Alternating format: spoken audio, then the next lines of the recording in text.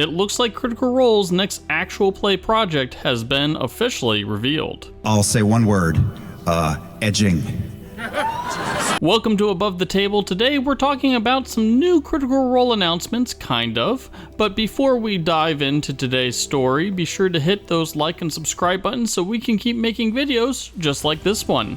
Now, on to the news. Earlier this year, Critical Role revealed that an upcoming actual play series would feature the new Daggerheart Campaign frame, Age of Umbra, which was created by Matt Mercer and is much darker than anything else featured on Critical Role.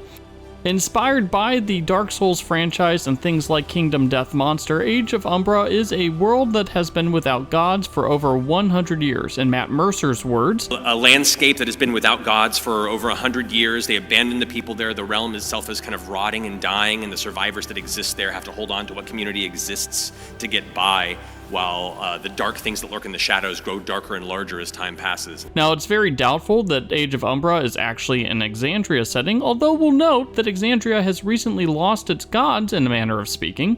At C2E2 over the weekend, Critical Role talked about their upcoming Age of Umbra Daggerheart campaign, with the cast revealing some very light hints about their respective characters. The details about the characters are all pretty scant. For instance, Liam O'Brien only described his character with the word edging, which got a big audience reaction. But the bigger story here is that the cast seems to be preparing for the Age of Umbra campaign to be their next big actual play. Now, we know that Critical Role was running an Age of Umbra Daggerheart campaign already, although this appears that it's going to be their next big project. They haven't announced any details about their fourth campaign, and so we're guessing that the Age of Umbra will be Critical Role's big summer show to bridge the gap between now and a fourth full campaign. With Daggerheart coming out next month, our guess is that Critical Role will launch the Age of Umbra campaign to help promote the new game.